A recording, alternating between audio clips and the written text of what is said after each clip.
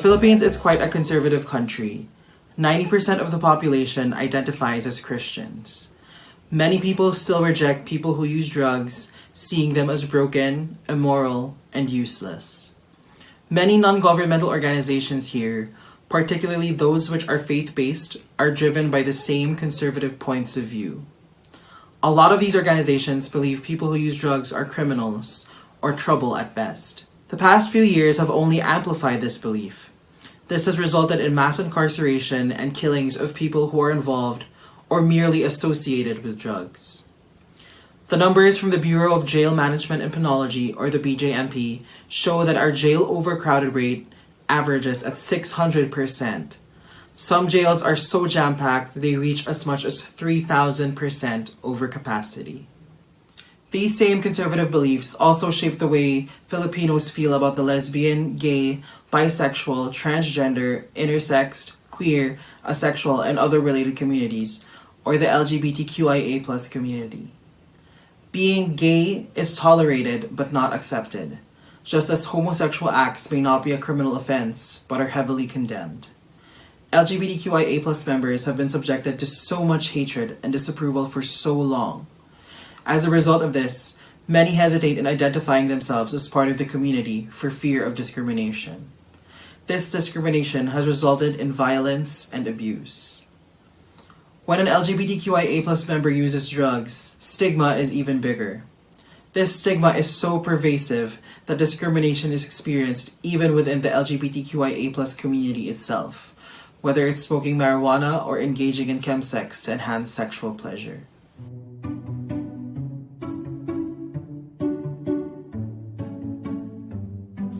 Through the years, LGBTQIA+ who use drugs have been forced to take care of themselves because of the stigma and discrimination. They began relying on each other for support and protection. Some have come up with ingenious initiatives grounded on the exact same principles as harm reduction to support and keep each other safe and healthy. In 2014, our national policy and health agencies endorsed a needle and syringe distribution program with the same objective of ensuring health and safety. It was a response to the rising prevalence of HIV among people who inject drugs. Unfortunately, political intervention fueled by stigma and misinformation surrounding drug use and needle and syringe exchange programs led to the program being abruptly shut down just months after it had started. Once again, the conversations around the program reflected the same conservative and hostile views the public held about people who use drugs. No Box Philippines, our organization, continuously pushes for this nuanced and honest drug education. We partner with the government at various levels, civil society, and communities to share the harm reduction framework. Through these workshops, some people start to understand that there are infinitely many ways to help without being dragged to jail or rehab.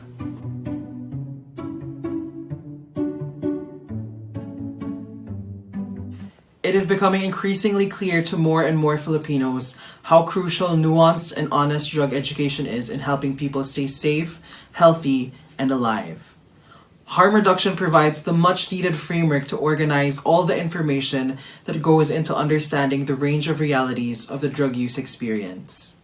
The harm reduction framework is useful in identifying risks when these happen and therefore prevented and minimized. And the framework is just as useful in maximizing pleasure without sacrificing health and safety. Cultivating spaces in which LGBTQIA+ who use drugs are part of the conversation is critical in extending the reach of understanding drug use, the LGBTQIA+ community, and the overlaps within the wider community. We need to have honest and open-minded conversations on this. Let's take away the box that has trapped us into these conservative beliefs. Let's remind ourselves of who we are and relearn to care for each other. To provide support where it is truly needed, not where we think it's needed. We are all connected and we all come from the same place. We all have a role in each other's lives. We need to bring it back to our inherent sense of sharedness and relatedness, our inner self shared with others, our kapwa. A core value in Filipino culture that perfectly captures the essence of harm reduction. In times of crisis, People don't see the differences, but how we are all connected. And it's only when we recognize this value that amazing things can happen. Because at the end of the day, it's really not about the drugs. It's about the people.